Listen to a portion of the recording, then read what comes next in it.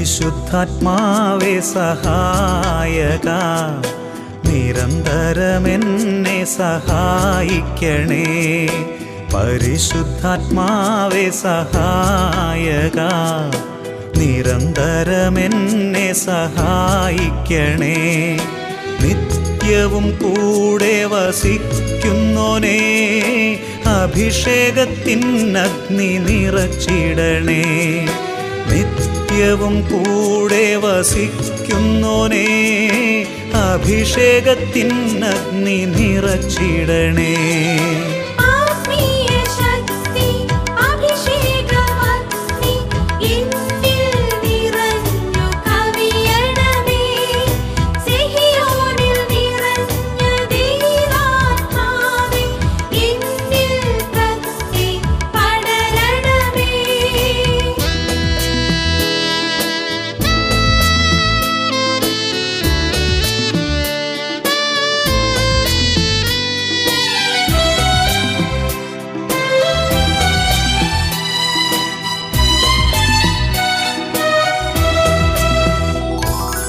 എന്നുള്ളിൽ നിറയുന്ന ദൈവിക ശക്തി ലൗകിക ശക്തിയെ തകർത്തിടുന്നു.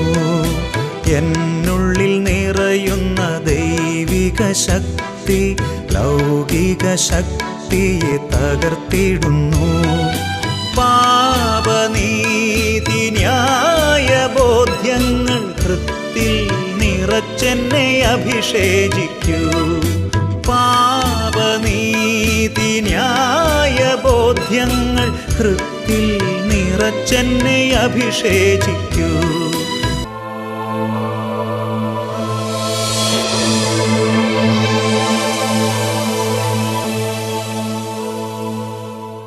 Price the Lord. യേശുവേ സ്തോത്രം, യേശുവേ നന്ദി. ഷാലോം ചാനലിൻ്റെ എല്ലാ പ്രേക്ഷകർക്കും കർത്താവായ യേശു ക്രിസ്തുവിൻ്റെ മഹോന്നതമായ നാമത്തിൽ കൃപയും സമാധാനവും. Price the Lord. ഇന്ന് നമ്മൾ ചിന്തിക്കുന്ന വിഷയം മേന്മ ഭാവിക്കരുത് എന്നതിനെക്കുറിച്ചാണ്. റോമാലേഖനം 12-ാം അധ്യായം 3-ാം തിരുലിഖിതം. ഉള്ളതിലധികം മേന്മ ആരും ഭാവിക്കരുത്. ഈ നിമിഷങ്ങളിൽ ദൈവമായ കർത്താവ് ദൈവവചനം കേട്ടുകൊണ്ടിരുന്നപ്പോൾ തന്നെ അനേകം വ്യക്തികളെയും കുടുംബങ്ങളെയും തിന്മകളിൽ നിന്നും പാപത്തിൽ നിന്നും രോഗത്തിൽ നിന്നും വിടുവിച്ചതിൻ്റെ ചില സംഭവങ്ങളെക്കുറിച്ച് നമുക്ക് ശ്രവിക്കാം. ചേർത്തലയിൽ നിന്ന് ദീപ എന്നൊരു വ്യക്തി എഴുതിയിരിക്കുന്നതാണ് ആദ്യമായിട്ട് നമ്മൾ ശ്രദ്ധിക്കുന്നത്. എൻ്റെ കുടുംബം സ്ഥിരമായി ഷാലോം ചാനലിൽ അഭിഷേകാഗ്നി പ്രോഗ്രാം കാണാറുണ്ട്. അതിലൂടെ പല അനുഗ്രഹങ്ങളും ഞങ്ങളുടെ കുടുംബത്തിന് ലഭിച്ചിട്ടുണ്ട്. ഇപ്പോൾ ഞാൻ അവ എഴുതി അറിയിക്കുകയാണ്. എൻ്റെ അമ്മയുടെ ആങ്ങളയുടെ മകൾ ഉദര ശസ്ത്രക്രിയയിലൂടെ സെപ്റ്റിക്കായി. ഫ്ലൂയിഡ് എടുക്കാനായി ട്യൂബ് ഇട്ടപ്പോൾ ശ്വാസകോശത്തിൽ മുറിവുണ്ടാവുകയും അതേ തുടർന്ന് അതിന് ഇൻഫെക്ഷൻ വന്ന് 1 മാസത്തോളം ICUവിൽ കിടക്കുകയും ചെയ്തു. ബോംബെയിലെ വിദഗ്ധ ഡോക്ടർമാരെല്ലാം ചികിത്സയ്ക്കെത്തുകയും ചെയ്തു. അവസാനം ഒന്നും ചെയ്യാൻ പറ്റുകയില്ല, ദൈവത്തിൽ ആശ്രയിക്കുക എന്ന് ഡോക്ടർമാർ നിർദ്ദേശിച്ചു. ഞങ്ങളെല്ലാവരും കരഞ്ഞു പ്രാർത്ഥിച്ചു. അഭിഷേകാഗ്നി പ്രോഗ്രാമിൻ്റെ സമയത്ത് സാക്ഷ്യപ്പെടുത്താം, ജീവൻ തിരിച്ചു തരണമേ എന്ന് ഞങ്ങൾ കേണപേക്ഷിച്ചു. 6 മാസം ആശുപത്രിയിലായിരുന്നു. ഞങ്ങൾ തീഷ്ണമായി അഭിഷേകാഗ്നി പ്രോഗ്രാമിൻ്റെ സമയത്ത് 9 ആഴ്ച മുടങ്ങാതെ പ്രാർത്ഥിച്ചു. അതിൻ്റെ പരിണത ഫലമായി 9 ആഴ്ച കഴിഞ്ഞപ്പോൾ ആ കുട്ടി അത്ഭുതകരമായി രോഗത്തിൽ നിന്ന് വിടുതൽ പ്രാപിച്ചു. ഞങ്ങൾ കുടുംബസഹിതം കർത്താവിന് മഹത്വം നൽകുകയും അഭിഷേകാഗ്നിയിൽ സാക്ഷ്യപ്പെടുത്തുകയും ചെയ്യുന്നു. അതുകൂടാതെ എൻ്റെ അമ്മയ്ക്ക് 15 വർഷമായി കൂടെ തുടർച്ചയായി വയറിളക്കം ഉണ്ടാകുന്ന രോഗമുണ്ടായിരുന്നു. അഭിഷേകാഗ്നി സമയത്ത് അനേകരെ യേശു സുഖപ്പെടുത്തുന്നത് കണ്ടപ്പോൾ ഞങ്ങളും ഹൃദയം നുറുങ്ങി പ്രാർത്ഥിച്ചു. 15 വർഷമായി ഇടയ്ക്കിടെ വരുന്ന കൂടെയുള്ള വയറിളക്ക രോഗത്തിൽ നിന്ന് സൗഖ്യം തരണമേ എന്ന്. അതിനുശേഷം ഇന്നുവരെ ഞങ്ങളുടെ അമ്മയ്ക്ക് അങ്ങനെയുള്ള ആ രോഗം പിന്നെ അലട്ടിയിട്ടില്ല. ദൈവത്തിനും യേശു ക്രിസ്തുവിനും ഞങ്ങൾ നന്ദി പറയുന്നു. ഹല്ലേലൂയ. യേശുവേ സ്തോത്രം, യേശുവേ നന്ദി. നിലമ്പൂരിൽ നിന്ന് ഷിജി എന്ന് പറഞ്ഞ മറ്റൊരു വ്യക്തി രേഖപ്പെടുത്തിയിരിക്കുന്ന അത്ഭുതകരമായ ദൈവിക ഇടപെടൽ നമുക്ക് ശ്രവിക്കാം. ജനിച്ചപ്പോൾ മുതൽ കുടൽ സംബന്ധമായ അസുഖമായതുകൊണ്ട് 4 ഓപ്പറേഷന് വിധേയമായിട്ടുണ്ട്. എന്നാലും ശരിയാകാത്തൊരു സ്ഥിതിയിലായിരുന്നു. 3 മാസങ്ങൾക്ക് മുമ്പ് എനിക്ക് വയറിന് വല്ലാത്ത വേദനയും അസ്വസ്ഥതയും ഉണ്ടായി. എനിക്കിപ്പോൾ ഏതാണ്ട് 28 വയസ്സ് പ്രായമുണ്ട്. ഇവിടെയുള്ള പല ആശുപത്രികളിലും ചികിത്സ നേടി നടന്നു. സ്കാൻ ചെയ്തപ്പോൾ എൻ്റെ കിഡ്നി ചുരുങ്ങി പോയിക്കൊണ്ടിരിക്കുകയാണെന്ന് ഡോക്ടർമാർ കണ്ടെത്തി. ഇത് കേട്ട് ഞങ്ങൾ ആകെ വിഷമിച്ചു, ഞങ്ങൾ കരഞ്ഞു. അങ്ങനെ ഇരിക്കുമ്പോഴാണ് അഭിഷേകാഗ്നി പ്രോഗ്രാമിനെ കുറിച്ചും ഷാലോം ചാനലിലെ ഈ ശുശ്രൂഷയെക്കുറിച്ചും അറിയുന്നത്. ഷാലോം ചാനൽ തുറന്ന് അഭിഷേകാഗ്നി പ്രോഗ്രാമിൻ്റെ സമയത്ത് ഞങ്ങൾ കുടുംബസമേതം കരഞ്ഞ് പ്രാർത്ഥിക്കുകയും ഈ രോഗം പ്രാർത്ഥനയുടെ ഫലമായി സൗഖ്യപ്പെട്ടാൽ സാക്ഷ്യപ്പെടുത്താം എന്ന് നേർച്ച നേരുകയും ചെയ്തു. ഒരാഴ്ച കഴിഞ്ഞ് പിറ്റേ ആഴ്ച ഞങ്ങൾ കോഴിക്കോട് മിംസ് ഹോസ്പിറ്റലിൽ പോയി ചെക്കപ്പ് നടത്തി നോക്കിയപ്പോൾ എനിക്ക് യാതൊരു കുഴപ്പവുമില്ലെന്നും എൻ്റെ കിഡ്നി സാധാരണ നിലയിൽ പ്രവർത്തിക്കുന്നതായും കണ്ടെത്തി. പിന്നീട് ഇന്ന് വരെ എനിക്ക് അതുവരെ അനുഭവപ്പെട്ടിരുന്ന യാതൊരു രോഗങ്ങളും അനുഭവപ്പെടുന്നില്ല. ഇന്ന് ഞാൻ ഒരു ട്രീറ്റ്മെൻറ്റും ഇല്ലാതെ സുഖമായി എൻ്റെ വീട്ടിലിരിക്കുന്നു. ഞാൻ എൻ്റെ യേശു ക്രിസ്തുവിന് ഓടാനുകൂടി നന്ദി അർപ്പിക്കുന്നു. ഷിജിമോൾ നിലമ്പൂരിൽ നിന്ന് സാക്ഷ്യപ്പെടുത്തുന്നു. ചെറുപ്പം തൊട്ട് കുടലിലുണ്ടായിരുന്ന രോഗപീഠ, ഏതാണ്ട് 28 വർഷക്കാലം അനുഭവിച്ചു തീർത്ത രോഗത്തിൻ്റെ വേദന അഭിഷേകാഗ്നി പ്രോഗ്രാമിൻ്റെ സമയത്ത് ഈ ഷിജി എന്ന് പറയുന്ന ഈ വ്യക്തി യേശുവേ എന്ന് വിളിച്ച് പ്രാർത്ഥിച്ചപ്പോൾ കർത്താവിൻ്റെ അത്ഭുത നാമത്തിൽ വിട്ടുമാറിപ്പോയി. ഇപ്പോൾ ഈ നിമിഷങ്ങളിൽ കർത്താവായി യേശു ക്രിസ്തുവിൻ്റെ ഉന്നത ശക്തി വ്യാപരിക്കാൻ ആഗ്രഹിക്കാം. കരങ്ങൾ രണ്ടും മാറോട് ചേർത്ത് വെച്ച് ചെറിയ കുഞ്ഞുങ്ങൾ മുതൽ വലിയവർ വരെ എല്ലാവരും പ്രാർത്ഥിക്കട്ടെ. യേശു ക്രിസ്തുവിൻ്റെ നാമം ആരാത്മാർത്ഥമായി വിളിച്ചപേക്ഷിക്കുന്നുവോ അവരുടെ മേൽ വ്യാപരിക്കുന്ന നിമിഷങ്ങളാണിത്. രോഗത്തിൻ്റെ മേൽ യേശുവിൻ്റെ നാമം വ്യാപരിക്കും. തിന്മയുടെ മേൽ യേശുവിൻ്റെ നാമം വ്യാപരിക്കും. പാരമ്പര്യ ബന്ധനങ്ങളുടെ മേൽ യേശുവിൻ്റെ നാമം വ്യാപരിക്കും. ചെറുപ്പം മുതൽ ഇന്ന് വരെ ചികിത്സിച്ചിട്ട് മാറാത്ത രോഗങ്ങളാണെങ്കിൽ പോലും അവയുടെ മേൽ യേശുവിൻ്റെ നാമം വ്യാപരിക്കും. ദൈവവചനം കേൾക്കുമ്പോൾ തുറവിയില്ലാത്ത വിധം അടഞ്ഞ ഹൃദയമാണോ, യേശുവിൻ്റെ നാമം വ്യാപരിക്കും. ഓരോരുത്തരും പ്രാർത്ഥിക്കട്ടെ. Hallelujah, hallelujah. ഓ ദൈവമേ, ഈ നിമിഷങ്ങളിൽ അവിടുന്ന് സ്പർശിക്കണമേ. കാലങ്ങളായി വേദനിക്കുന്ന ഓരോ ആത്മാവിലേക്കും അവിടുത്തെ ശക്തി ഇപ്പോൾ വ്യാപരിക്കുമാറാകട്ടെ. ഓ കർത്താവേ, മനസ്സിൻ്റെ ദുഃഖങ്ങൾ ഏറ്റെടുക്കണമേ. ഓ മനസ്സിൽ ദുഃഖം കൊണ്ട് തളർന്നിരിക്കുന്ന ഓരോ മകനെയും മകളെയും യേശുവേ സ്പർശിക്കണമേ എന്ന് പ്രാർത്ഥിക്കുന്നു. എത്ര ശ്രമിച്ചിട്ടും പഠിക്കാൻ കഴിയാതെ വിഷമിച്ചിരിക്കുന്ന വിദ്യാർത്ഥിനികളെ ഇപ്പോൾ സ്പർശിക്കണമേ കർത്താവേ. യുവതീ-യുവാക്കന്മാരെ അവിടുന്ന് ആശീർവദിക്കണമേ. പരിശുദ്ധാത്മാവിൻ്റെ അഭിഷേകം നിറയ്ക്കണമേ കർത്താവേ. വിശ്വാസം മങ്ങിപ്പോയി, വിശുദ്ധ കൂദാശകൾ നകന്നുപോയി, തിരുസഭാ ജീവിതം നഷ്ടപ്പെട്ട് സന്ധ്യാപ്രാർത്ഥന പോലും ഇല്ലാതെ അകന്ന് ഉഴറി നടക്കുന്ന ഓരോ വ്യക്തികളെയും അവിടുന്ന് ഇപ്പോൾ സ്പർശിക്കണമേ. നഷ്ടപ്പെട്ട വിശ്വാസ കൃപകൾ തിരിച്ചു നൽകണമേ. ആത്മീയ ഉണർവ് പ്രദാനം ചെയ്യണമേ. ബോഷന്മാരാകാതെ കർത്താവിൻ്റെ അഭീഷ്ടം എന്തെന്ന് മനസ്സിലാക്കുവാൻ തക്കവണ്ണമുള്ള ആത്മീയ ഉണർവ് ഇപ്പോൾ അങ്ങയുടെ ദാസന്മാർക്ക് പ്രദാനം ചെയ്യണമേ. Hallelujah, hallelujah, hallelujah. യേശുവേ ആരാധന, യേശുവേ ആരാധന, യേശുവേ സ്തോത്രം, യേശുവേ നന്ദി, യേശുവേ സ്തോത്രം, യേശുവേ നന്ദി. Praise the Lord. ഹല്ലേലൂയ. ഉള്ളതിലധികം മേന്മ ഭാവിക്കരുത് എന്ന് തിരുലിഖിതങ്ങൾ നിർദ്ദേശിക്കുകയാണ്. റോമാലേഖനം 12:3. എനിക്ക് ലഭിച്ചിരിക്കുന്ന കൃപയാൽ പ്രേരിതനായി ഞാൻ നിങ്ങളോട് പറയുന്നു, ഉള്ളതിലധികം മേന്മ ആരും ഭാവിക്കരുത്. ദൈവരാജ്യത്തിൻ്റെ അനുഭവത്തിൽ വളരാൻ ഒരു വ്യക്തിക്ക് അങ്ങേയറ്റം തടസ്സമുണ്ടാക്കുന്ന ഒരു പാപമാണ് നെഗളം. നെഗളിക്കരുത് എന്ന് കാർന്നോന്മാർ ചൊല്ലിയിട്ടുള്ളത് നിങ്ങൾ കേട്ടിട്ടില്ലേ? നെഗളം അങ്ങേയറ്റം വലിയ ഒരു തിന്മയാണ്. അത് നമ്മുടെ ജീവിതത്തെ അടിമുതൽ മുടി വരെ സമൂലം നശിപ്പിച്ചു കളയും. അത്രമാത്രം ഗൗരവമേറിയ ഒരു മൂല പാപമാണ് നെഗളം. ഉള്ളതിലധികം മേന്മ ഭാവിക്കുക, മറ്റുള്ളവരെ പുച്ഛത്തോടെ കാണുക. ഇതിനെക്കുറിച്ച് വ്യക്തമാക്കാൻ ഞാൻ ഒരു ഉദാഹരണം നിങ്ങളോട് പറയാം. ഒരു മലമ്പ്രദേശത്ത് ഒരു കുന്നിൻ ചെരുവിൽ ഇതാ ഒരു ചെടി വളർന്നു വരികയാണ്.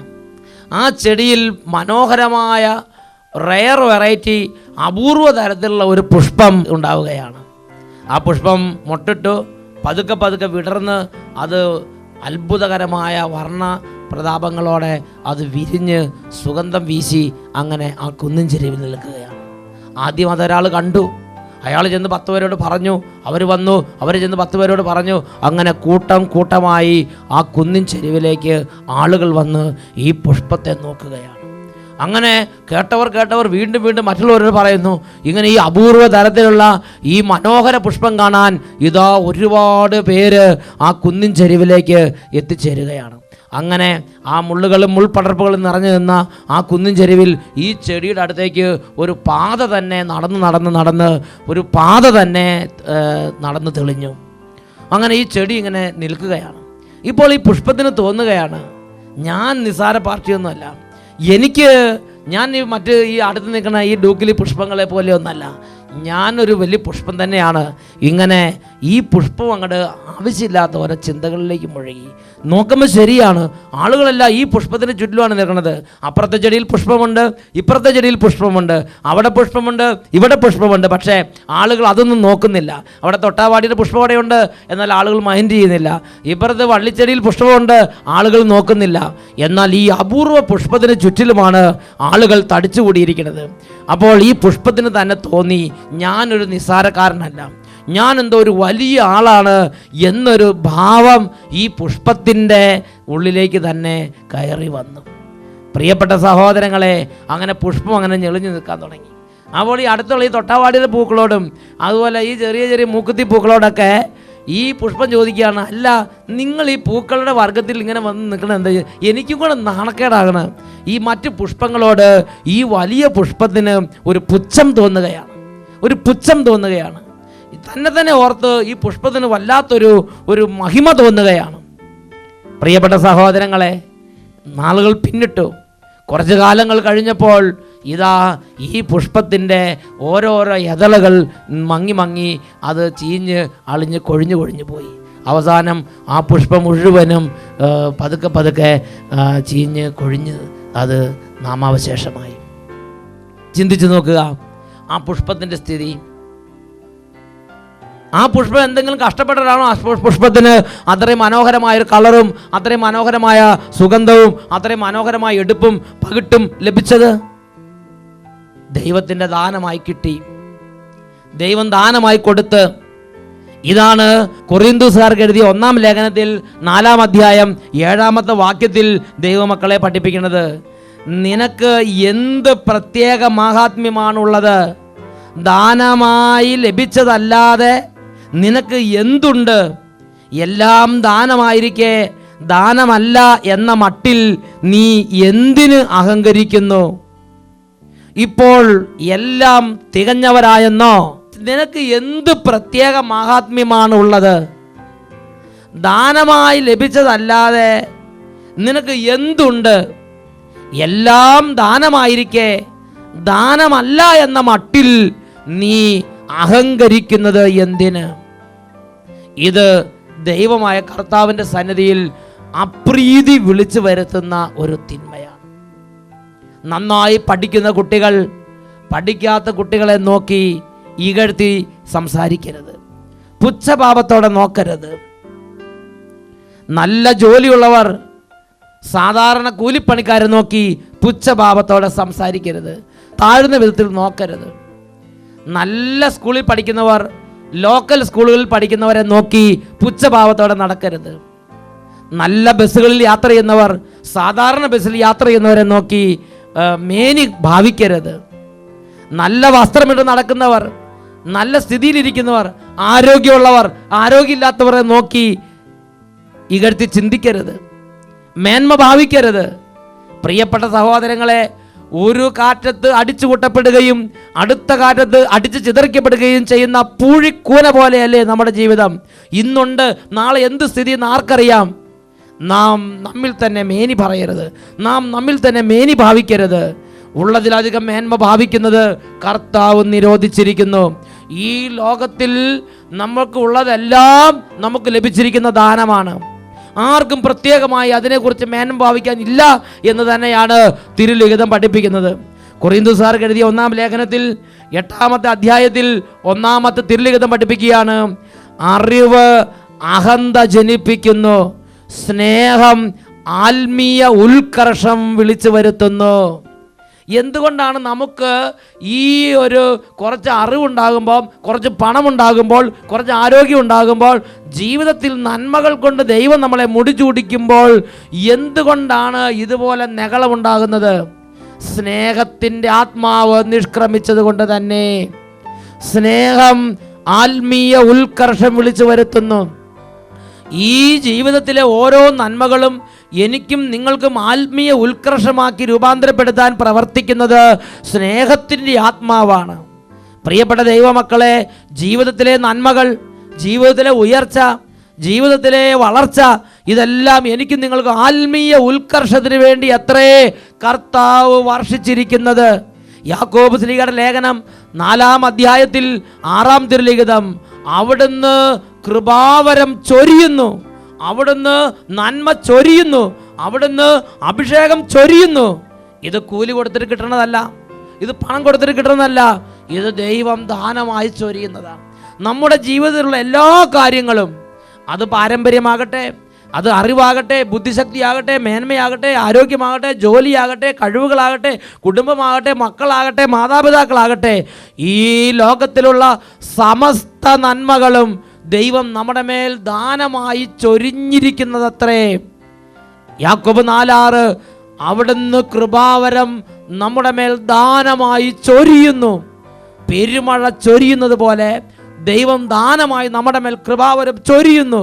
ദൈവം ചൊരിഞ്ഞിട്ട് നമ്മൾ സ്വീകരിച്ചിട്ടുള്ളത് മാത്രമാണ് ഇപ്പോൾ നമ്മുടെ കൈകളിലുള്ളത്.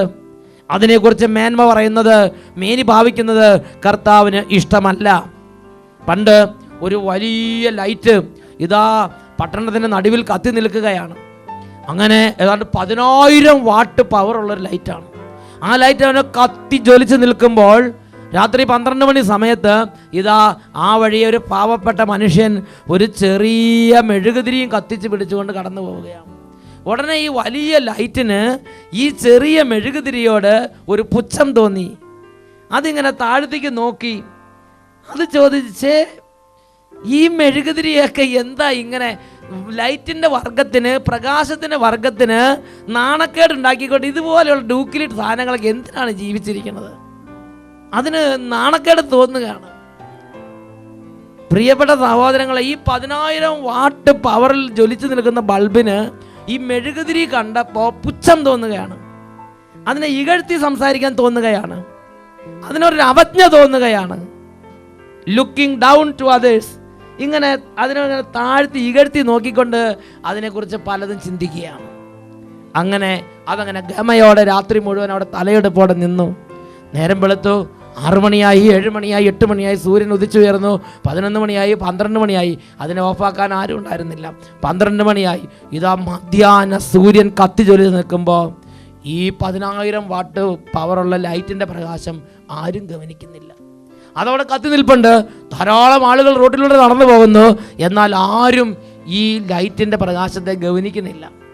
ആ സൂര്യപ്രകാശത്തിന് മുമ്പിൽ കത്തി നിൽക്കുന്ന ഈ ലൈറ്റിനെ കുറിച്ച് പലർക്കും പലതരത്തിലുള്ള ബുദ്ധിമുട്ട് തോന്നുകയാണ്. ആരും അതിനെ ഗവനിക്കുന്നില്ല, ആരും അതിനെ വിലമതിക്കുന്നില്ല, ആരും അതിനെ ശ്രദ്ധിക്കുന്നില്ല.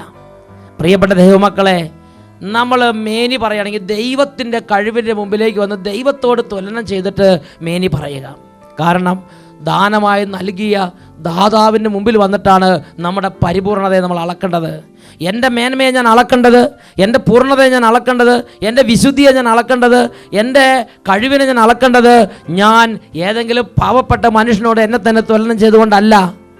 എനിക്കിതെല്ലാം നൽകിയ എൻ്റെ ദാതാവിൻ്റെ മുമ്പിൽ വന്നിട്ട് ഞാൻ എൻ്റെ പൂർണ്ണതയെ അളക്കണം. എനിക്കിതെല്ലാം നൽകിയ എൻ്റെ ദൈവത്തിൻ്റെ മുമ്പിൽ വന്നിട്ട് എൻ്റെ വിശുദ്ധിയെ ഞാൻ അളക്കണം. എൻ്റെ ദൈവത്തിന് മുമ്പിൽ വന്നിട്ട് എൻ്റെ കഴിവുകളെ ഞാൻ നോക്കണം. എൻ്റെ താലന്തുകൾ എൻ്റെ ദൈവം ആഗ്രഹിച്ച വിധം ഞാൻ വളർത്തിയിട്ടുണ്ടോ? ദൈവത്തിന് മുമ്പിലേക്ക് വരിക, നിങ്ങളുടെ കണക്കുകൾ നിരത്തി വെക്കുക. ദൈവത്തിന് മുമ്പിലേക്ക് വരിക, നിങ്ങളുടെ അവകാശവാദങ്ങൾ പറയുക. നിങ്ങളുടെ വാദം അവിടെ നിലനിൽക്കുമോ ഇല്ലയോ എന്ന് അപ്പോൾ നമുക്കറിയാം. ഇതാണ് കൊരിന്ത്യസ്കാർക്ക് എഴുതിയ ലേഖനത്തിൽ അപ്പോസ്തലൻ പഠിപ്പിക്കുന്നത്. കൊരിന്ത്യസ്കാർക്ക് എഴുതിയ 1-ാമത്തെ ലേഖനത്തിൽ 4-ാമത്തെ അധ്യായത്തിൽ 5-ാമത്തെ തിരുലിഖിതം, അന്ധകാരത്തിൽ മറഞ്ഞിരിക്കുന്നവയെ വെളിച്ചത്ത് കൊണ്ടുവരുന്നവനും ഹൃദയ രഹസ്യങ്ങൾ വെളിപ്പെടുത്തുന്നവനും അവനാണല്ലോ, അപ്പോൾ അവനിൽ നിന്ന് നിങ്ങൾക്ക് പ്രശംസ ലഭിക്കും. അന്ധകാരത്തിൽ മറഞ്ഞിരിക്കുന്നവനെ വെളിച്ചത്ത് കൊണ്ടുവരുന്നവനും ഹൃദയ രഹസ്യങ്ങളെ വെളിപ്പെടുത്തുന്നവനും അവനാണല്ലോ, അപ്പോൾ അവനിൽ നിന്ന് നിങ്ങൾക്ക് പ്രശംസ ലഭിക്കും. പ്രിയപ്പെട്ട ദൈവമക്കളെ, അതുകൊണ്ട് 1 കൊരിന്തോസ് 10-ാം അധ്യായത്തിൽ 12-ാമത് തിരുലിഖിതത്തിൽ അപ്പോസ്തലനോട് പരിശുദ്ധാത്മാവ് പഠിപ്പിക്കുകയാണ്, ആകയാൽ നിൽക്കുന്നു എന്ന് വിചാരിക്കുന്നവൻ വീഴാതെ സൂക്ഷിക്കട്ടെ. ആകയാൽ നിൽക്കുന്നു എന്ന് വിചാരിക്കുന്നവൻ വീഴാതെ സൂക്ഷിക്കട്ടെ. എന്തെങ്കിലും ഉണ്ട് എന്ന് ചിന്തിച്ചുകൊണ്ടിരിക്കുന്നവൻ അത് നഷ്ടപ്പെടാതിരിക്കാൻ എളിമപ്പെട്ട് ദൈവസന്നിധിയിൽ പ്രാർത്ഥിക്കട്ടെ. വിശുദ്ധ ലിഖിതം ദൈവമക്കൾക്ക് നൽകുന്ന വ്യക്തമായ നിർദ്ദേശം റോമാലേഖനത്തിൽ നമ്മൾ കാണുന്നുണ്ട്. റോമാലേഖനം 12-ാം അധ്യായം അതിൽ 16-ാം തിരുലിഖിതം, എല്ലാവരും ഔദത്യം വെടിഞ്ഞ് എളിയവരുടെ തലത്തിലേക്ക് ഇറങ്ങി വരട്ടെ. ഔദത്യം വെടിഞ്ഞ് എളിയവരുടെ തലത്തിലേക്ക് ഇറങ്ങി വരുന്നവരുടെ മേലാണ് കർത്താവ് തൻ്റെ കടാക്ഷം അയക്കുന്നത്. വീണ്ടും തിരുലിഖിതം പഠിപ്പിക്കുകയാണ്. 2 കൊരിന്തോസ് 3-ാം അധ്യായം 5-ാം തിരുലിഖിതം, 2 കൊരിന്തോസ് 3:5. ഇവിടെ ശ്ലീഹ തൻ്റെ തന്നെ അവസ്ഥ ദൈവസന്നിധിയിൽ അപ്പോസ്തലനായ പൗലോസ് ശ്ലീഹ എങ്ങനെയാണ് മേന്മ ഭാവിക്കുന്നത്? അപ്പോസ്തലനായ പൗലോസ് ശ്ലീഹ കൊരിന്ത്യസ്കാർക്ക് എഴുതിയ 2-ാം ലേഖനം 3-ാം അധ്യായം 5-ാം വാക്യത്തിൽ പറഞ്ഞ എങ്ങനെയാണ്? സ്വന്തമായി എന്തെങ്കിലും മേന്മ അവകാശപ്പെടാൻ ഞങ്ങൾ യോഗ്യരല്ല. ഞങ്ങളുടെ യോഗ്യത ദൈവത്തിൽ നിന്നാണ്. ഞങ്ങളുടെ യോഗ്യത ദൈവത്തിൽ നിന്നാണ്. ജെറമിയ പ്രവാചകന്റെ പുസ്തകത്തിൽ ഈ കാര്യത്തെക്കുറിച്ച് 9-ാം അധ്യായത്തിൽ 23-ാം തിരുലിഖിതം രേഖപ്പെടുത്തുന്നുണ്ട്. ജെറമിയ 9:23, കർത്താവ് അരുളി ചെയ്യുന്നു, ജ്ഞാനി തൻ്റെ ജ്ഞാനത്തിൽ അഹങ്കരിക്കാതിരിക്കട്ടെ, ബലവാൻ തൻ്റെ ബലത്തിൽ പ്രശംസിക്കാതിരിക്കട്ടെ, സമ്പന്നൻ തൻ്റെ സമ്പത്തിൽ വലിപ്പം ഭാവിക്കാതിരിക്കട്ടെ. പ്രശംസിക്കുന്നവൻ ഞാൻ ഭൂമിയിൽ കരുണയും നീതിയും ന്യായവും പുലർത്തുന്ന കർത്താവാണ് എന്ന അറിവിൽ പ്രശംസിക്കട്ടെ. ഇതിലാണ് ഞാൻ ആനന്ദം കൊള്ളുന്നത്, കർത്താവ് അരുളി ചെയ്യുന്നു. ജെറമിയ 9-ാം അധ്യായം 23-ഉം 24-ഉം തിരുലിഖിതങ്ങൾ. ഈ നിമിഷങ്ങളിൽ നമുക്ക് പ്രാർത്ഥിക്കാം. ഓ ദൈവമേ, ഈ ദൈവവചനത്തിന് വേണ്ടി അവിടുന്ന് ലോകത്തിൻ്റെ നാനാഭാഗങ്ങളിൽ ഒരുമിച്ച് കൂട്ടിയ ഓരോ കുടുംബങ്ങളെയും ഓരോ സമൂഹങ്ങളെയും ആശീർവദിക്കണമേ. സ്വന്തമായി മേന്മ പറയാൻ ഞങ്ങൾക്കൊന്നുമില്ല കർത്താവേ, മേനി പറയാൻ ഒന്നുമില്ല കർത്താവേ. ഞങ്ങൾ ചെറിയവരാണ്, തുടങ്ങിയെടുത്ത് തന്നെയാണ് ഞങ്ങൾ നിൽക്കുന്നത്. സ്വന്തമായി മേന്മ അവകാശപ്പെടാൻ ഞങ്ങൾക്കൊന്നുമില്ല കർത്താവേ. ഈ നിമിഷങ്ങളിൽ ഞങ്ങളുടെ ഇല്ലായ്മ ഏറ്റുപറഞ്ഞ്, ഞങ്ങളുടെ ചെറുമ ഏറ്റുപറഞ്ഞ്, എളിമ ഏറ്റുപറഞ്ഞ് ഞങ്ങൾ പ്രാർത്ഥിക്കുന്നു. ഞങ്ങൾ ചെറിയവരാണ് കർത്താവേ, ഞങ്ങളോട് കരുണ തോന്നണമേ. എല്ലാ അഹങ്കാരത്തിൻ്റെയും മേനി പറച്ചിലിൻ്റെയും വമ്പ് പറച്ചിലിൻ്റെയും നെകളത്തിൻ്റെയും അരൂപികളെ നസ്രയനായ യേശുവിന്റെ നാമത്തിൽ ശാസിക്കുന്നു. ദൈവമക്കളിൽ നിന്നും കുടുംബങ്ങളിൽ നിന്നും സമൂഹങ്ങളിൽ നിന്നും നെകളത്തിൻ്റെയും വമ്പ് പറച്ചിലിൻ്റെയും അഹങ്കാരത്തിൻ്റെയും ധാർഷ്ട്യത്തിൻ്റെയും അരൂപികൾ വിട്ടൊഴിഞ്ഞു പോകട്ടെ. Hallelujah, hallelujah. യേശുവേ ആരാധന, ആരാധന. യേശുവേ ആരാധന, ആരാധന. യേശുവേ സ്തോത്രം, യേശുവേ നന്ദി. Praise the Lord. ഹല്ലേലൂയ.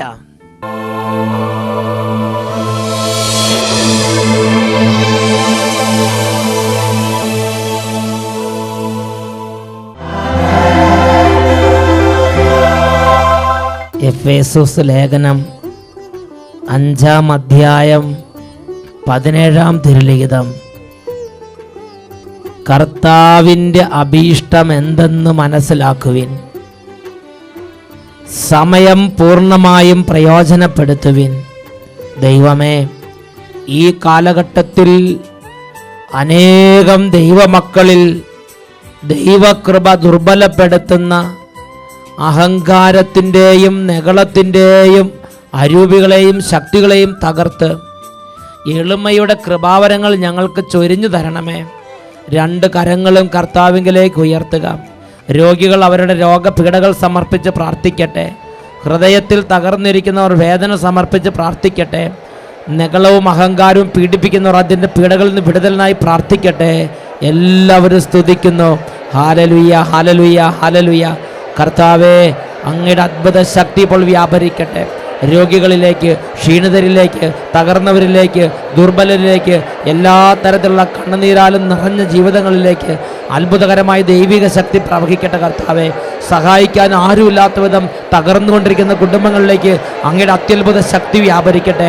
യേശുവിൻ്റെ ശക്തിയാൽ തിന്മകളും ആധിപത്യങ്ങളും നിർവീര്യമാകട്ടെ. യേശുവിൻ്റെ ശക്തിയാൽ പൈശാചിക കോട്ടകൾ തകർന്നു വീഴട്ടെ. Hallelujah, hallelujah. യേശുവേ ആരാധന, ആരാധന. യേശുവേ സ്തോത്രം.